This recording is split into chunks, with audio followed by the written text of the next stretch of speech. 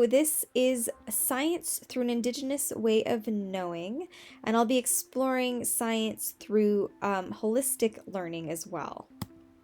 So welcome! Today I'll be exploring 2 science lessons through Indigenous knowledge systems.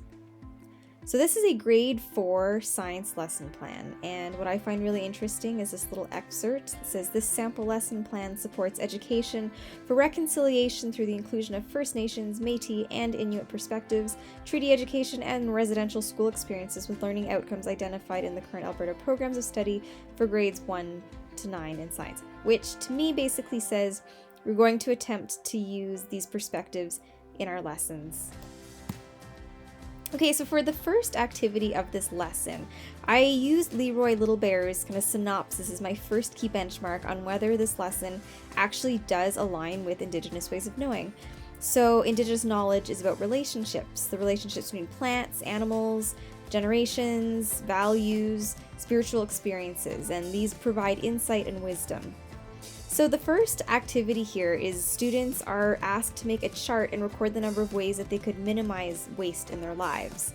And they were also to chart individual reductions of waste and represent all students' responses of a class using a bar graph, so kind of integrating the mathematics in there as well.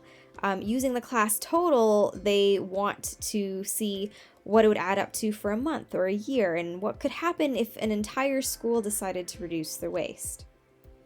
So what is really good here is that this lesson plan does attempt to engage students by having them consider the impact that waste has on their lives. So creating that relationship between waste and themselves, waste and their community and those around them. So it does hit that first key benchmark that Leroy Little Bear outlined there. And the hook portion of this lesson is to have the students tally the amount of waste their familiar community creates. So hopefully they get some good discussion out of that, and it provides a gateway into discussing the next part of the lesson.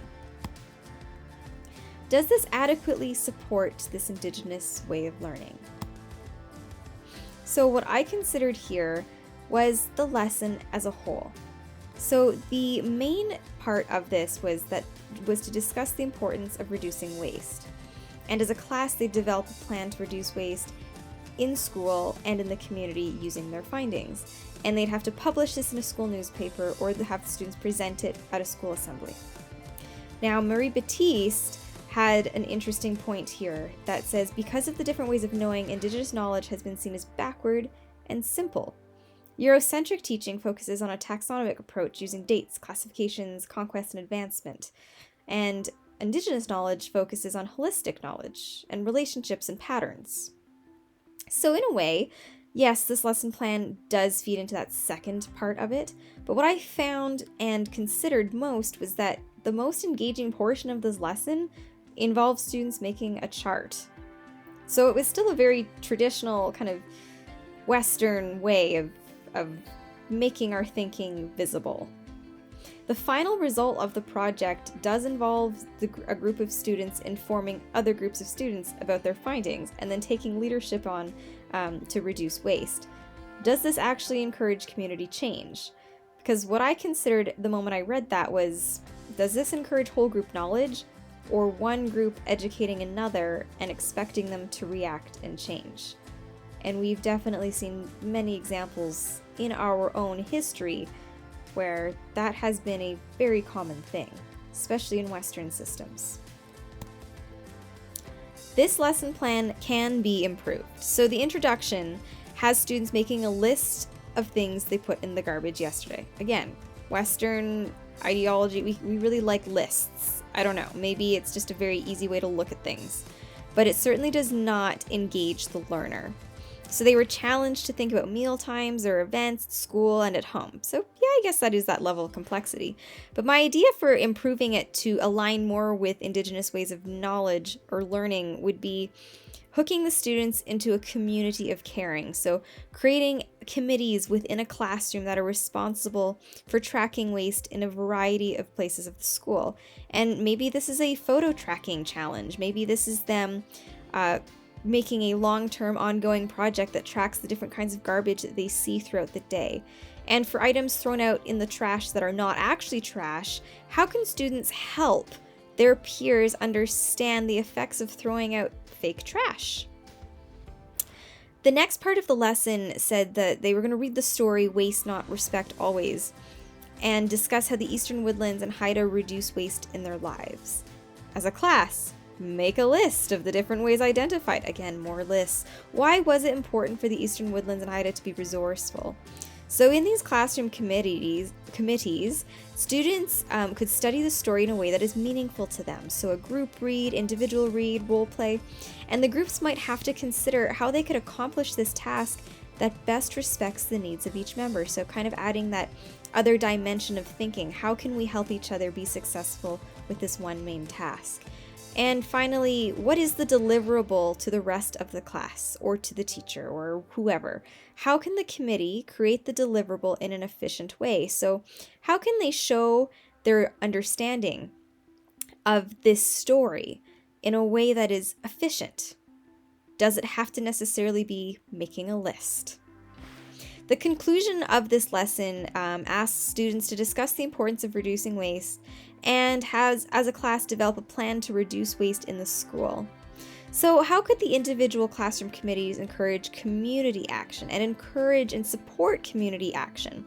What can be done to inform others about the impacts of waste on their own lives?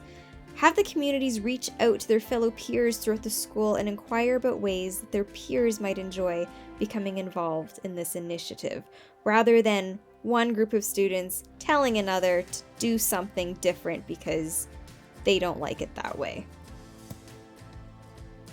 How could we take this further? So Indigenous knowledge tends to consider time through generations and impact, not dates.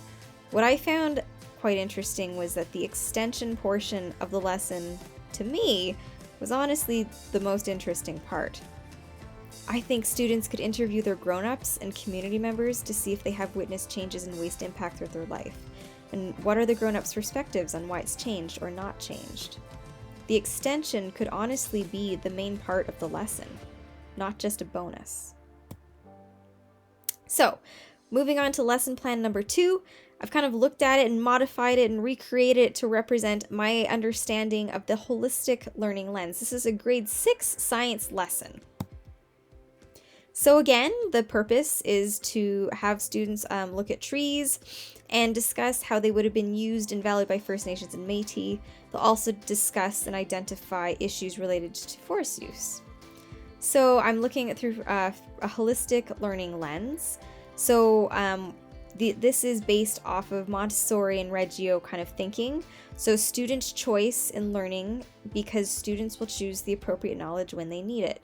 So what I'm thinking is students can be given a variety of trees to study, and individually or in groups are challenged to determine their uses both historically and contemporarily in their own lives and First Nations and Métis. So it kind of adds that choice there of what they can study and what it affects.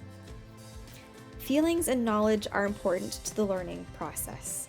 So adding some experiential learning here, students can go for a community walk and find a tree that interests them, and students will be challenged to write a narrative on behalf of this tree. I use the word narrative because I didn't really know if there was another word to represent like a story, or maybe it's not a story, maybe they make a video or a song or something, but they'd be writing it on behalf of the tree. The tree has a soul, and it has stories to tell. Finally, grades are irrelevant because the process of learning supersedes the evaluation of learning.